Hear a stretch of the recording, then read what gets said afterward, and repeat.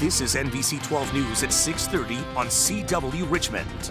Well, we begin tonight in Petersburg, where 5 elementary school teachers are out of a job following allegations of cheating on student exams.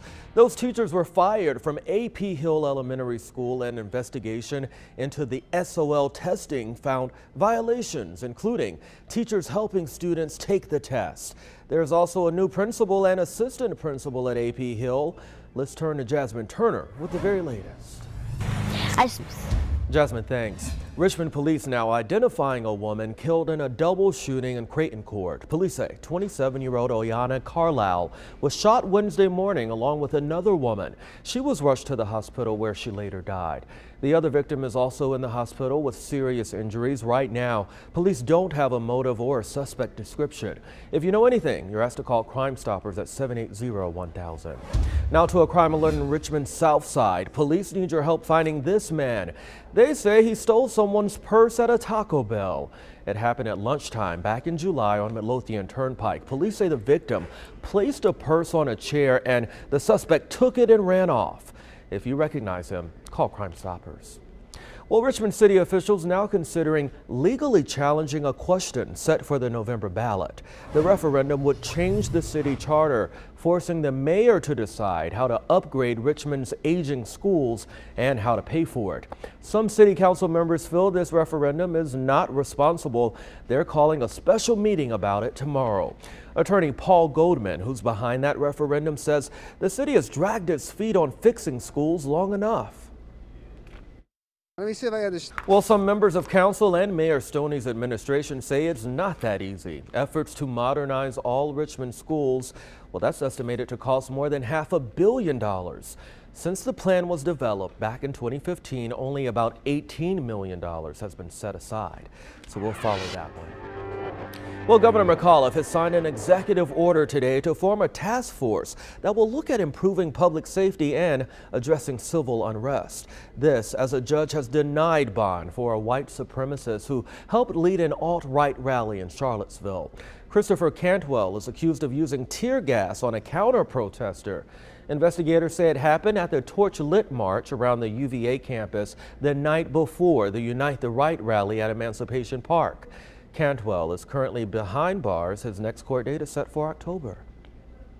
Well, we now know why a Northern Virginia priest confessed to being a former Klan leader, and turns out it has nothing to do with that white supremacy rally in Charlottesville. The Arlington Diocese now says a freelance reporter had been asking questions about Father William Atchison's past and was preparing to out him. That's what prompted the article. So Ashley Mumford has the very latest. Father William. Good work, Ashley. Well, the Butlers are still owed $23,000 after the court ordered Atchison to pay them, and now they want 40 years of interest on that money. The Arlington Diocese has offered to ensure the priest makes restitution. A bridge along I-64 has been named in honor of a Virginia state trooper killed in Richmond. The Jefferson Avenue Bridge at exit 255 is now known as the Trooper Chad Philip Deermeyer Memorial Bridge. The 37-year-old was shot and killed in March of last year during a training exercise at a Greyhound bus station. Trooper Deermeyer once served as an officer in Newport News. Well, it looks like dynamite, but this device is actually an alarm clock. You may remember it sparked a bomb scare at the Short Pump Whole Foods. It landed a Henrico mother in jail for 2.5 days. That's even after police discovered there was no danger. Well, that woman faced a judge today. Stephanie Robusto joins us now with the latest in that case. The evidence. All right, well, the big Powerball winner wasn't here in Virginia, I'm sorry, but there were still 12 tickets in the Commonwealth that won at least $50,000, including 3 right here in the Metro. One ticket sold in Midlothian is worth $200,000. It was purchased at the Wawa on Pikeview Drive. Meanwhile, 2 other tickets bought in Richmond are each worth $50 grand.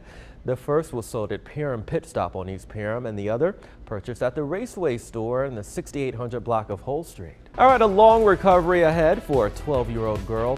She was burned by scalding hot water, and police say another girl did it on purpose. Plus, a warning for parents: keep an eye on your children. If they are using a certain popular music app, it could make them vulnerable to predators. Up next. All right, I want you to take a look at this now. A father takes to Facebook actually warning others that a predator tried to get his daughter to undress on a popular music sharing app.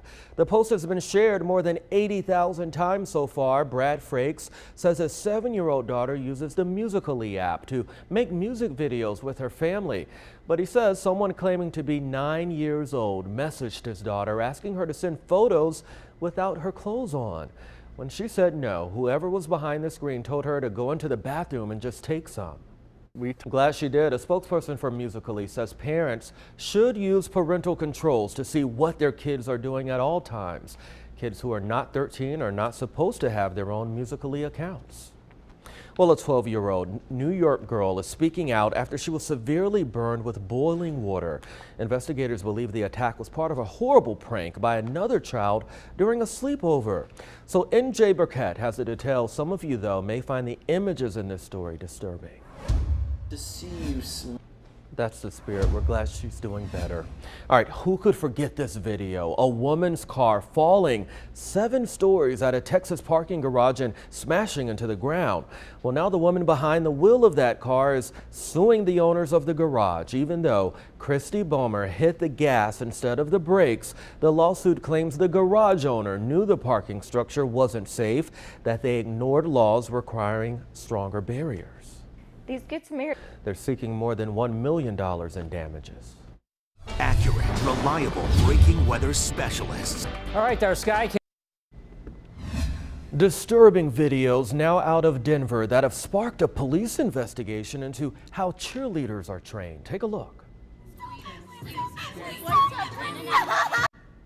The videos show 8 cheerleaders repeatedly being pushed into splits while their arms were held down by teammates.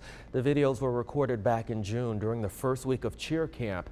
Freshman Allie Wakefield says she was one of those forced by a newly hired cheer coach into an excruciating position. I just didn't.